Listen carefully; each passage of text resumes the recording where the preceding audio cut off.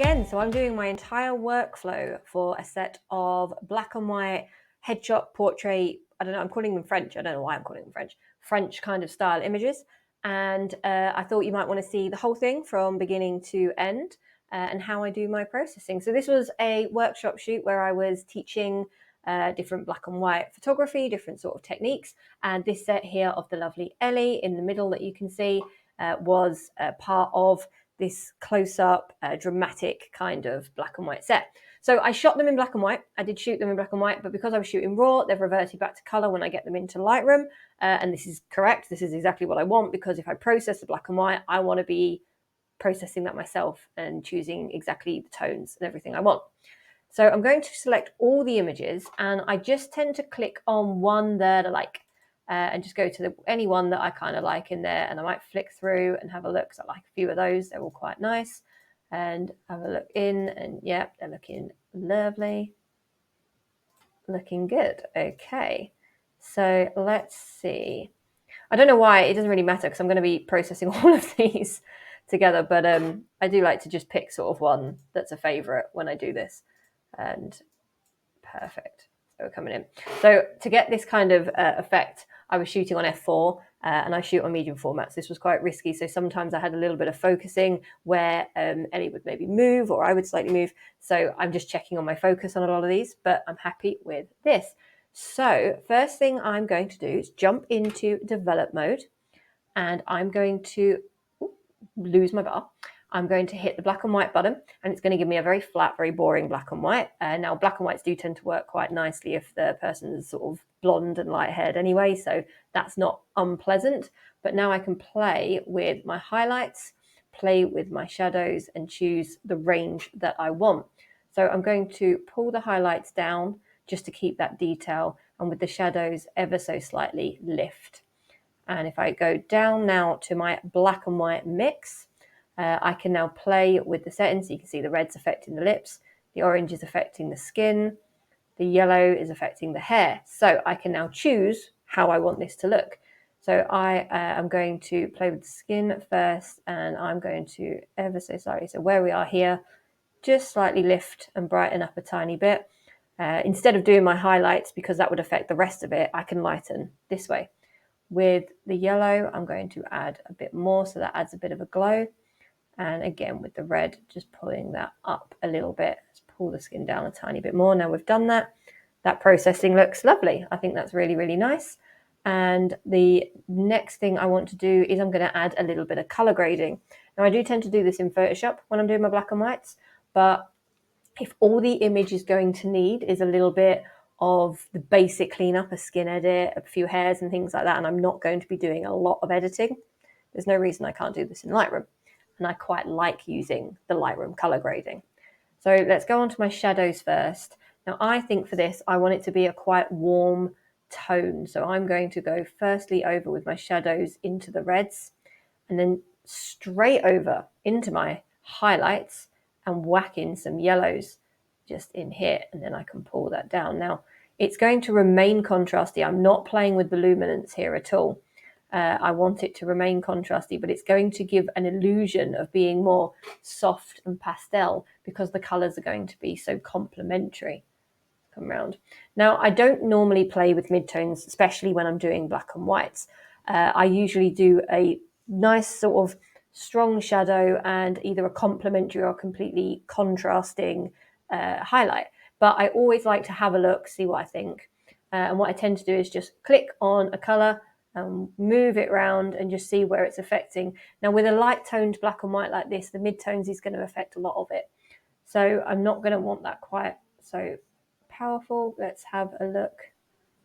I think that little bit of orange is actually complementing, but it is very subtle. I think that looks nice. I like it. Happy with that. So now that that's the basic coloring I want for all these images, I'm going to hit sync and I make sure everything's ticked, hit synchronize, and then all my images are going to have the exact same coloring so that it's going to be consistent throughout whichever image I want to edit. So let's have a look. I do think I like this one. I think I like the tone. I think that looks, yeah, I do think I like that. It's got a lovely warm expression. So I'm going to crop up in a tiny bit and just come into just there. So it's a little bit more tight, a little bit close. The hair's a bit annoying, but apart from that, there's nothing. We've got a bit of makeup and things. These are the things that take a little bit of time. But I like that. So let's, I'm going to mark that image as blue. Go back to my grid, not open every single image in Photoshop because that would be excessive. Edit in Photoshop, and let's watch that hop over where we can create our image. Do the thing. Got to wait for it. There we go. Catches up. Okay, so first thing I'm going to do, I'm just going to zoom around the image. I'm not going to move any little bits that are bugging me. There is never anything that is an actual problem as such. It's just looking for things that are distracting and looking for things that shouldn't be there, like these little bits of mascara that have fallen. There's a tiny bit of fluff which has probably come off the lace somewhat, and there's a few little bits of fluff that's come around here, and let's move that around. Overall, happy with that. There's not really any skin edit or anything that needs doing. I am going to clear the eyes up a little bit though. So what I'm going to do is I've got a plain area here, and I'm just going to drag into that and just keep dragging, and I can clear up any squiggles in the eyes. It's something I think I notice more than most people because I work with medium format. I've got a lot of detail in those eyes. So it can be something where it does help to sort of give them a little bit of a clean. I'm not looking to make them overly clean or unnatural. I'm just simply neatening up the eye a little bit. Cool. So we've got a little tiny bit of makeup coming under the eye, which is completely normal. So what I'm going to do, I'm going to hit Control J to duplicate my layer. I'm going to hit 5, which changes the opacity to 50%. And I'm just going to grab those bits on my patch tool and take it down to a similar area. And you'll see that that's softening any lines, any bits of skin that might need a tiny bit of softening where it catches the light. Let's come round, and I can soften these hairs, to be honest. Let's soften those, bring them round as well. Now, I'll tell you what, I've got a dust spot on my camera, and I think these are freckles, but what I'm going to do, I'm actually just going to go right back, go onto this, go into develop mode, go back to the original, and yeah, the freckles, that's fine. Just wanted to make sure I wasn't either leaving something that shouldn't be left or editing something off that definitely should remain there. When you're in black and white, it can sometimes be hard to realise exactly what's what. Although if you felt that it was distracting while you're in your softening layer, you can always soften these marks and they're still there, but they're going to be a little bit softer. Okay, so I'm just coming around my skin on here and I'm happy with that. Let's just soften around here where we've got the lighting just coming around the lips. Now what I'm going to do, I'm going to do a little bit of contour. So I'm going to hit Control Shift and N. I'm going to go down to Soft Light, tick the box for 50% grey, and I'm just going to tap with my dodge tool on midtones at 20% where I want highlighting. And let's go in there. And I'm only following where the light has already hit. Now we're going to go into Burn tool, midtones 20%, and draw over any areas we want to slightly darken. Now, because I'm on my 50% grey layer, it's keeping quite well to the tones of the image, so it's not affecting the image too much. Let's come in to just there. Okay, so if I turn that off, you can see the mask of where we've sort of contoured, but it has just enhanced what was already there. Ellie's already absolutely beautiful anyway, so nothing really needed doing.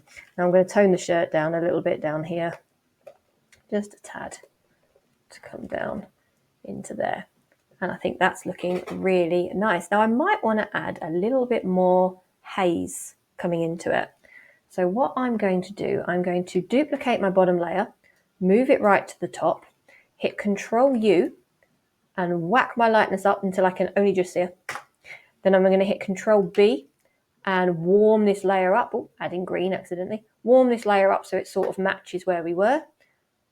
mask, invert, and then zoom out a little bit, and using a big brush that's going to be very soft and on, say, 30% opacity, just tap down, and I can create a little bit more haze over any areas that I want. So I'm actually just creating it just a bit over this middle bit, and it just gives that depth of field kind of illusion a little bit more, and adds to it, but exactly where you want it for the shot. Let's come around, tap in there. I can now click back on my layer, hit Control B, and add any more colour I think is necessary to match. I just felt it needed a little bit more. And that's looking cool. So I'm going to turn the opacity down. I always work quite extreme and then turn the opacity to where I want it. I like the ability to adjust. But I think that's looking really pretty. That's looking really, really nice. I'm going to turn it down a tiny bit more, just for that hair. Yeah, that's looking lovely. I love the connection, and I don't know why it's just giving me very French, Parisian kind of vibes, but it is. That's the sort of feeling I'm getting from it. But I really like that, and it's a whole nice, rather high-key style black and white image. So I hope that's been useful, and I will see you guys next time.